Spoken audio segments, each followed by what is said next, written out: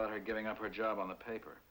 In a moment of youthful understanding, she looked inward and found humility. She was self-conscious about her lack of experience. What kind of person committed this action? As an editor, I'm prone to say a lesion on the body politic, but as a man, I'm forced to admit that it was probably a fundamentally decent person momentarily afraid. As Allison herself observed, a human being is forced to choose. We also know that every choice has its consequences, and choosing to remain silent is no exception. I wonder how many of us can survive the burden this kind of silence imposes. Like Allison's seawall, I'm no oracle, but I've learned that harboring guilt can only lead to the erosion of a man's soul. Well, what do you think? Think I'm going off half-cocked? I wish I'd written it myself. But if this man has remained silent this long, do you think that'll change his mind? I don't know. But that doesn't relieve us of the responsibility of trying. No, it doesn't, but even if he does come forward, what would that accomplish? I'll tell you what it'll accomplish. I don't want the person that hit Allison to enjoy the luxury of remembering her just as a shadow on a road, as a faceless, nameless moment. Because you can forget a shadow, but you can't forget a girl that's that much alive. No, you can't.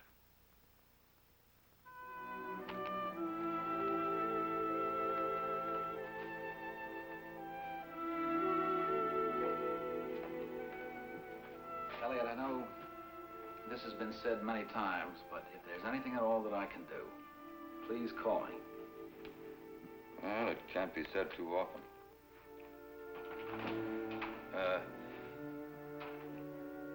Thanks for stopping by.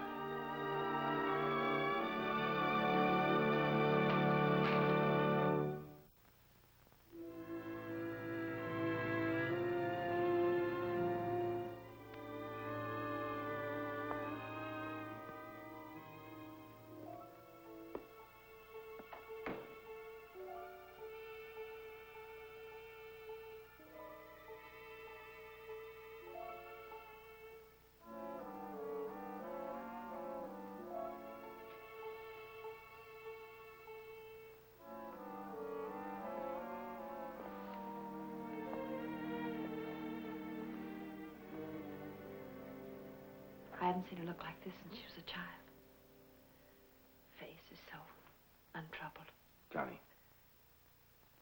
There's so much going on underneath, isn't there? Pressure building up. Possible bleeding.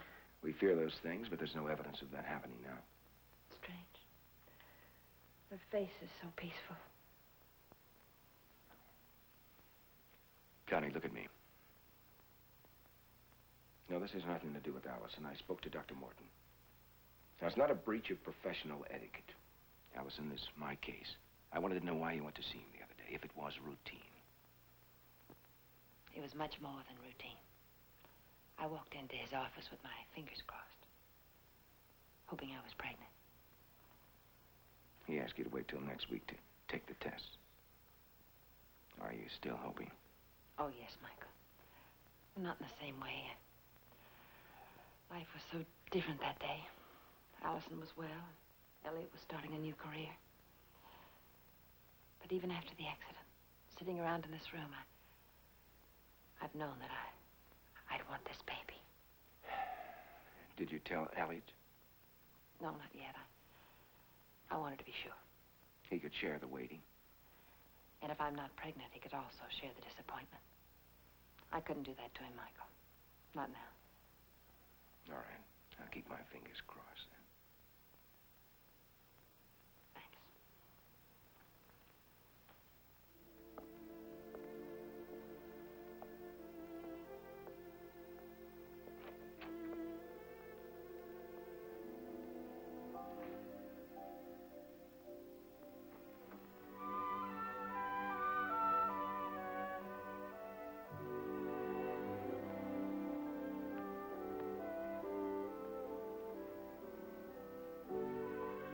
That was Sunday a week? No, there's nothing on the calendar, but I'll have to check with John. Yes, terribly busy with the trial. No, he hasn't. But if he did, I couldn't tell you anyway. Wives of district attorneys just don't gossip. They take an oath. Yes, thank you for thinking of us. I'll call you tomorrow. All right, goodbye.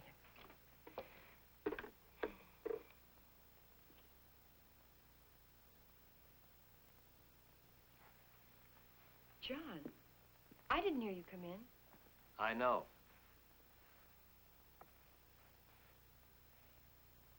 You do me much credit. Thank you. Nancy Ogden called, and she wants us for dinner. A week from Sunday. Look, there's time. Before you say yes, let's see how things go. All right. But you've been eavesdropping. No, just admiring. I'm afraid I'll have to disappoint you if you've come home for lunch. It's one of my ladies' auxiliary days at the hospital. Yes, I hadn't forgotten. But you came anyway? On an impulse to admire my beautiful wife for a moment before she left. You must have a better reason. Now, what better reason could there be? A more practical one. Well, there you've got me. I misplaced my reading glasses. I hope somewhere around the house. You left them on your nightstand. If you called me, I would have dropped them by on my way to the hospital. Did call earlier. You weren't here. I went to a summer sale at White River. Oh, what bargains proved irresistible this time? I didn't get a chance to buy anything. By the time I got there, I'd realized I'd forgotten my uniform. So I had to come all the way home for it. Oh, surely you have such a perfect record you could skip one day at the hospital. I hate to disappoint the children. They seem to miss me.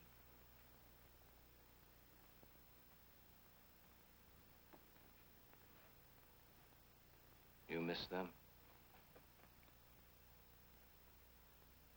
Marian, we're young, other couples. I know. Maybe we can get away for a long weekend soon. Before the Harrington case is completed? Well, you never know. We're in pretty good shape. You've worked so hard. It's a complicated case. Because of your father? No. I'm determined to keep my personal feelings out of this. You know that.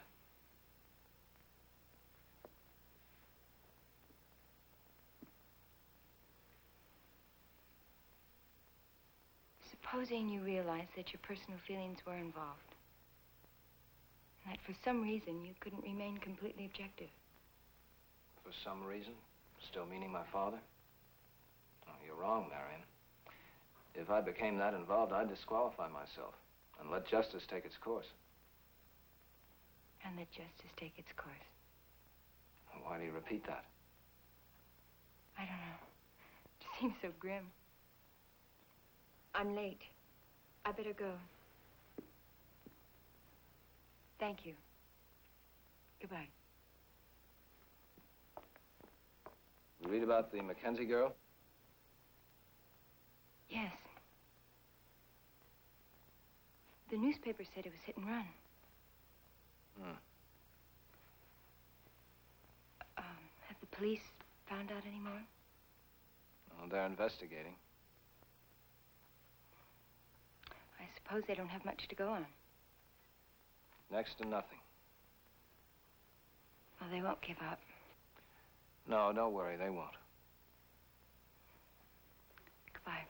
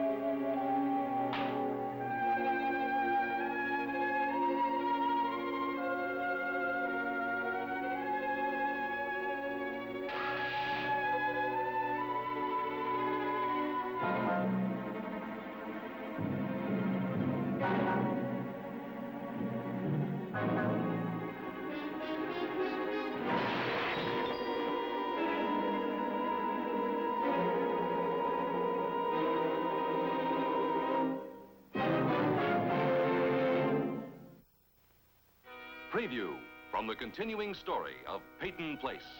I'm now of the opinion that it might be a mistake to try for bail. Well, I think I have the right to know why, Mr. Harrington. Small phrases to disguise the truth. The medical truth. Allison's condition is critical. Why not try to make it easier on both of us? Because I don't intend to disappear for you or for anyone else.